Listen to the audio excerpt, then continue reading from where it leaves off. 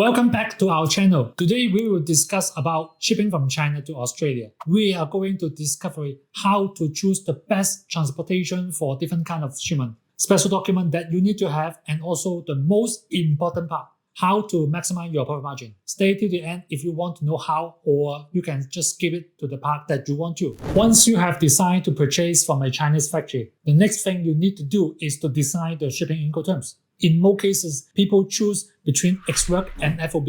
But as a beginner, you may wonder, what is that? It's simple. Ex-work means a factory will not arrange the domestic transportation from the factory to the port, and they will not pay for the export local charge when exporting. Yes, everything will be at your cost. On the other hand, FOB means the factory will arrange the domestic transportation to the port, and the factory will be responsible for export local charges. Each Incoterms have its own goods, and it's hard to tell which one is the best in general. So think twice before choosing one for you. If you have any trouble to choose one, you can simply contact us and we will help you to find the best one for your product. After choosing the Incoterms, you need to decide your shipping method. If you are shipping a non-urgent bulk shipment with volume over 15 CBM, CFIC is your best choice, and it usually takes around 16 to 18 days. But there's one thing to keep in mind. If the volume of your shipment is lower than 15 CBM, you should specially tell your service provider that you request using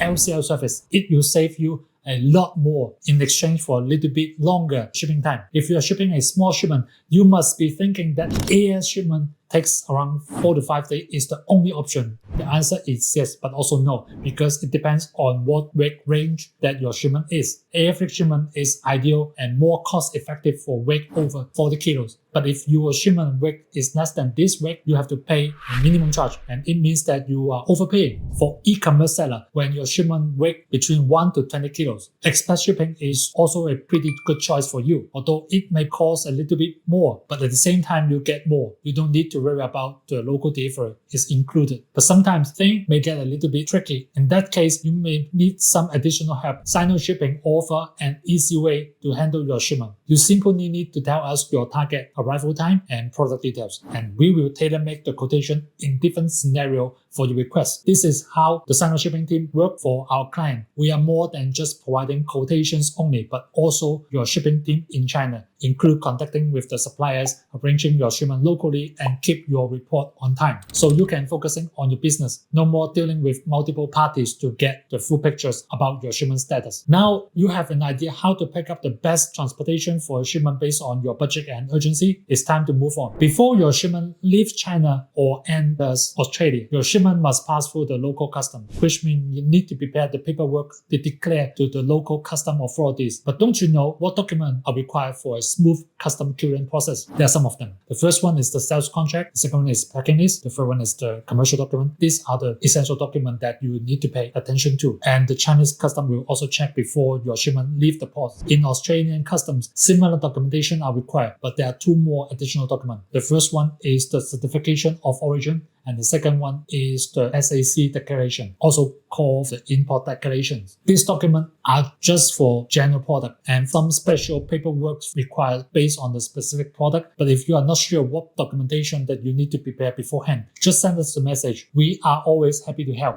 Our team will guide you through what exact document you will need based on your case and shipment, plus the paperwork checking to ensure all the process going smoothly without headache. And here comes the most important part, how to maximize your profit margin. Have you heard about ChaFTA? The China-Australia Free Trade Agreement is an agreement that focusing on reducing or eliminating import tax duties on goods entering Australia from China or exporting from Australia to China. This reduction in tariff means a reduction at import cost, potentially leading to a more competitive price and so higher profit margin. It's important to note that the ChaFTA only works on import tax duty, but not GST, which is a separate tax applied at the final sales in Australia. Under the ChaFTA, different product categories can be imported from China to Australia without incurring import tax when meet specific rules of origin. Here are some examples of goods that can enter duty-free. First of all, textile and apparel. Certain textile products and clothing can enter Australia without duty-free if they meet original requirement. The second type is machinery and equipment. Different machinery parts and equipment may qualify for zero import duties. For some electronic goods include components, and consumer electronics can be also imported without incurring duty charges. And for those in the home good market, the wide range of furniture and household items can be import duty-free. Even toys and sporting equipment are among the items that can benefit from zero tariff. However, to take advantages of duty-free entry under ChaFTA, there are two specific conditions that you must meet. First, your good must either be wholly obtained in China or product entirely from originating material. Secondly, you must provide a certificate of origin as evidence of meeting this requirement criteria. One thing that I also think is worth to mention is when your cargo value is equal or less than